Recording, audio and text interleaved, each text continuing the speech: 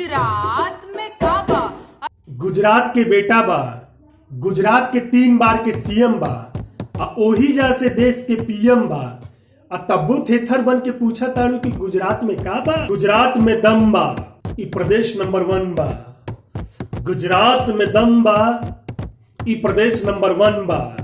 मोरबी हादसा पर तंज कसल तोहार ई काम बा। सब पीड़ितन के दर्द पर मोदी के मरहम बा। जे दोषी बा ओकरी गले में फंदा बा।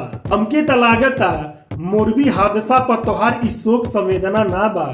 गुजरात में का बा, गुजरात में का बा के नाम पर तोहारी धंधा बा। आ तब्बो थेथर बन के पूछा ताड़ू गुजरात में का बा। गुजरात में दम बा, ई प्रदेश नंबर 1 बा। गुजरात में दम बा, ई प्रदेश नंबर 1 बा। काबा, गुजरात में काबा। अब कान खोल के सुन लय नेहा, चौकीदार के राज में न्याय बा। न भ्रष्ट बा न चोर बा, हर भ्रष्टाचारी गुंडन पे नकेल बा। मोदी के राज में पूरे विश्व में बज रहल डंका बा। तब्बो थेथर बन के पूछा ताड़ू कि गुजरात में का बा। गुजरात में दम बा, ई प्रदेश नंबर 1 बा। गुजरात में दम बा, ई प्रदेश नंबर 1 बा। काबा, गुजरात में काबा। अरे नेहा तू सही मुद्दा के उठावा। गुजरात में का बा, गुजरात में का बा मत भटकावा। जे दोषी बा ओके सजा दिलावा। मुहिम छिड़ा गीत से प्रहार कर। मोदी योगी के नाम पर काबा काबा काबा काबा कई ई तोहार खेल बा। सब लोगवा जानत बा तोहार ई कवन गेम बा। आ तब्बो थेथर बन के पूछा ताड़ू कि गुजरात में का बा। गुजरात में दम बा, ई प्रदेश नंबर 1 बा।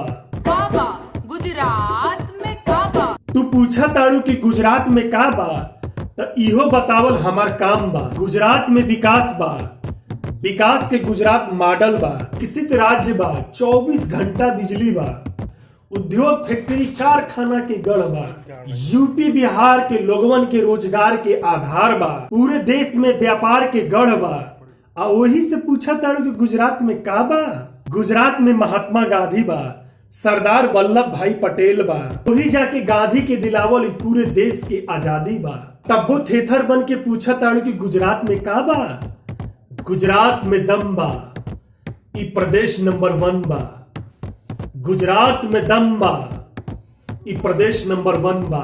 काबा, गुजरात में काबा। गुजरात के बेटा काशी के सांसद बा। काशी के विकास के आधार बा। काशी के बनावट ब्यूटीफुल शहर बा। आ ओही से पूछा ताड़ू कि गुजरात में का बा। गुजरात में दम बा, ई प्रदेश नंबर 1 बा।